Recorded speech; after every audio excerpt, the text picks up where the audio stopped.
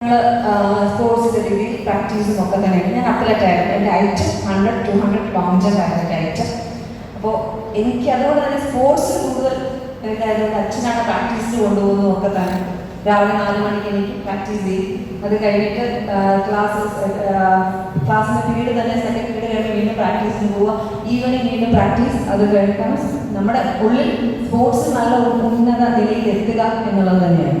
പിന്നെ അച്ഛൻ തന്നെയായിരുന്നു കോച്ചും ഒക്കെ തന്നെ അച്ഛൻ തന്നെ ആയിരുന്നത് കൊണ്ട് തന്നെ അച്ഛനായിരുന്നു റോൾ മോഡൽ. അച്ഛന് യൂണിഫോം ആയതുകൊണ്ട് തന്നെ ആ ഒരു അച്ഛനിലൂടെ തന്നെ ഒരു എന്തൊരു ഡിസിപ്ലിൻ ആയാലും ഒക്കെ തന്നെ അച്ഛനിലൂടെയാണ് ഞാനെല്ലാം പഠിച്ചത്. അപ്പോൾ എനിക്ക് അച്ഛൻ പോലീസ് ആയതുകൊണ്ട് തന്നെ അച്ഛൻ്റെ കൂടെ എല്ലാ പോലീസ് സ്റ്റേഷനിലും ഏകദേശം എല്ലായിടത്തും പോയിട്ടുണ്ട്. അപ്പോൾ അവിടെ നടക്കുന്ന പ്രവർത്തനങ്ങളും ഒക്കെ തന്നെ കണ്ട് അതിൽ ഇഷ്ടപ്പെട്ട് പോലീസ് ആവണം എന്ന് ആഗ്രഹിച്ച ഒരു വ്യക്തിയാണ് ഞാൻ. അപ്പോൾ അതുകൊണ്ട് പൊളിറ്റിക്സ് ഒരു എൻ്റെ മുന്നിലേക്കായിരുന്ന ഒരു ചാപ്റ്ററായിരുന്നു. പിന്നീട് +2 കഴിഞ്ഞ് കോളേജ് കഴിഞ്ഞ് HDC MBA കഴിഞ്ഞ് ടെസ്റ്റുകൾ കഴിഞ്ഞ് അങ്ങനെ എനിക്ക് ഫസ്റ്റ് കിട്ടിയത് CASF SI ആയിട്ടായിരുന്നു കിട്ടിയത്. പക്ഷേ ചില കാരണങ്ങൾക്ക് പോകാൻ അന്ന് സാധിച്ചില്ല. മാരേജ് കഴിഞ്ഞ ആ സമയത്ത് ചെറിയൊരു പ്രോബ്ലംസ് ഒക്കെ ഉണ്ടായിരുന്നത് അപ്പോൾ പോകാൻ സാധിച്ചില്ല. പിന്നീട് കിട്ടിയത് സബ് ഇൻസ്പെക്ടറിൻ്റെ ടെസ്റ്റിലായിരുന്നു. സെക്രട്ടറി അസിസ്റ്റൻ്റ് കിട്ടി.